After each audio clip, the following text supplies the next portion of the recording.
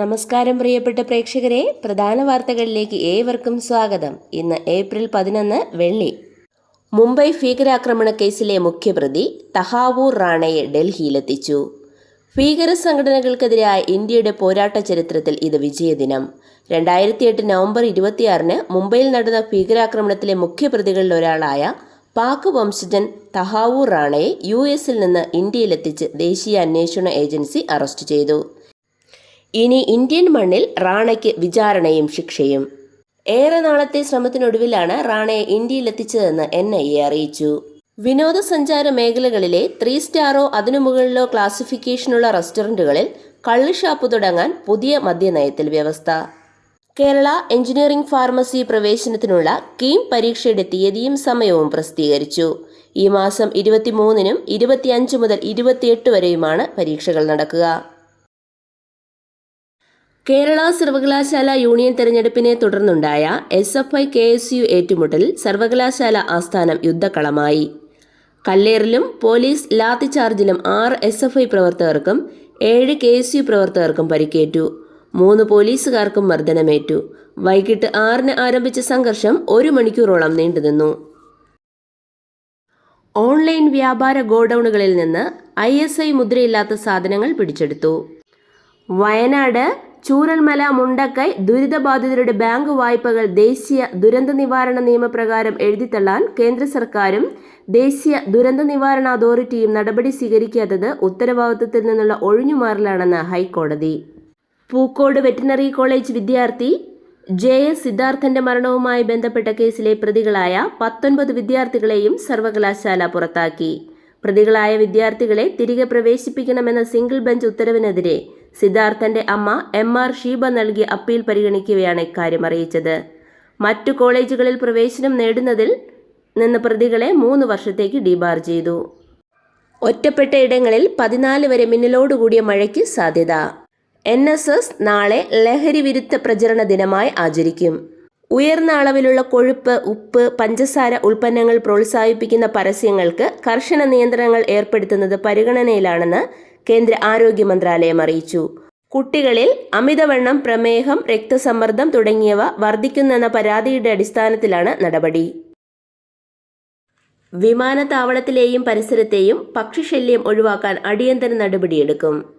കോടികളുടെ ക്രമക്കേട് നടന്ന നേമം സർവീസ് സഹകരണ ബാങ്കിൽ കരൾ ചികിത്സയ്ക്കായി നിക്ഷേപിച്ച തുക തിരികെ കിട്ടാത്തതിനെ തുടർന്ന് ചികിത്സ മുടങ്ങി നേമം സ്വദേശി സുരേഷ് കുമാർ മരിച്ചു. 2023 സംസ്ഥാന ചലച്ചിത്ര അവാർഡുകൾ 16-ന് മുഖ്യമന്ത്രി പിണറായി വിജയൻ സമ്മാനിക്കും. രാജ്യാന്തര തുറമുഖത്തിൽ നടന്ന 774 നിയമനങ്ങളിൽ 69% കേരളത്തിൽ നിന്നുള്ളവരാണെന്ന് മന്ത്രി VN വാസവൻ അറിയിച്ചു. കാണാതായ 6 വയസ്സുകാരനെ കുളത്തിൽ മരിച്ച നിലയിൽ കണ്ടെത്തി. കുട്ടിയെ വീട്ടിൽ നിന്ന് കാണാതായത് ഇന്നലെ വൈകിട്ട് 6-ന്. റബ്ബർ കൃഷി വ്യാപനത്തിന് പുതിയ കേര പദ്ധതി ജൂണിൽ ആരംഭിക്കും. 6 ജില്ലകളിലെ കർഷകർക്ക് റബ്ബർ കൃഷിക്ക് ഹെക്ടർ 1-ന് 75,000 രൂപ സബ്സിഡി ലഭിക്കുന്നതാണ് പദ്ധതി.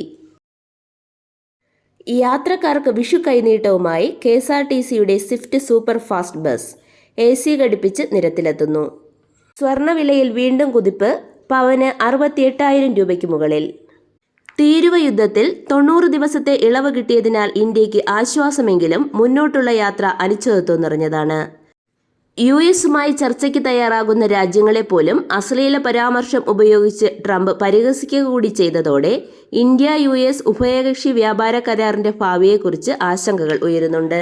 സംസ്ഥാനത്ത് ഉത്സവങ്ങളുടെയും പെരുന്നാളുകളുടെയും വിവരങ്ങൾ ഉൾപ്പെടുത്തി ടൂറിസം വകുപ്പ് തയ്യാറാക്കിയ ഡിജിറ്റൽ ഇവന്റ് കലണ്ടർ ടൂറിസം മന്ത്രി മുഹമ്മദ് റിയാസ് പുറത്തിറക്കി. പേരൂർക്കട അമ്പലമുക്ക് അലങ്കാരച്ചെടി വിൽപ്പനശാലയിലെ ജീവനക്കാരിയായ വിനീതയെ കൊലപ്പെടുത്തിയ കേസിലെ പ്രതി കുറ്റക്കാരനെന്ന കോടതി. ശിക്ഷ 21-ന്. ബോണക്കാട് വനത്തിനുള്ളിൽ 1 മാസത്തിലേറെ പഴക്കമുള്ള മൃതദേഹം കണ്ടെത്തി. പുരുഷന്റേതാണെന്ന് സംശയം. സംസ്ഥാനത്തെ എയ്ഡഡ് സ്കൂളുകളിലെ ഭിന്നശേഷി സംവരണ നിയമങ്ങൾക്കായി മാനേജർ ഇതുവരെ റിപ്പോർട്ട് ചെയ്തത് 3025 ഒഴിവുകൾ. ഇതിൽ 580 പേരെയാണ് എംപ്ലോയ്മെന്റ് എക്സ്ചേഞ്ചുകൾ മുഖേന മാനേജർ ഇതിനകം നിയമിച്ചത്. 2445 ഒഴിവുകളാണ് ബാക്കി. സർക്കാർ നിയോഗിച്ച ഉദ്യോഗസ്ഥ സമിതിയാവും ഇനി നിയമിക്കേണ്ടവരെ തിരഞ്ഞെടുക്കുക. 4 വർഷ ബിരുദ കോഴ്സിന്റെ പരീക്ഷാ ഫീസുകൾ കുറയ്ക്കാമെന്ന പ്രഖ്യാപനം പാഴ്വാക്കായി. 2ാം സെമസ്റ്റർ പരീക്ഷയ്ക്ക് വിദ്യാർത്ഥികൾ ഉയർന്ന ഫീസാണ് അടയ്ക്കേണ്ടത്. കോൺഗ്രസിൽ വിപുലമായ പുനഃസംഘടന വരുന്നു. പല സംസ്ഥാനങ്ങളിലെയും പ്രധാന പദവികളിലെ മാറ്റം ഉടൻ ഉണ്ടാകുമെന്ന് നേതൃത്വം സൂചിപ്പിച്ചു. 128 വർഷത്തെ ഇടവേളയ്ക്ക് ശേഷം ഒളിമ്പിക്സിലേക്കുള്ള ക്രിക്കറ്റിന്റെ മടങ്ങിവരവ്. 2028 ലോസ് ആഞ്ചലസ് ഒളിമ്പിക്സിൽ ക്രിക്കറ്റ് മത്സര ഇനം. 2020 ഫോർമാറ്റിൽ നടക്കുന്ന മത്സരത്തിൽ പുരുഷ വനിതാ വിഭാഗങ്ങളിൽ 6 ടീമുകൾ വീതം പങ്കെടുക്കും. IPL ബംഗളൂരുവിനെതിരെ ഡൽഹിക്ക് 6 വിക്കറ്റ് ജയം. IPL ചെന്നൈ ടീമിനെ നയിക്കാൻ ധോണി വീണ്ടും.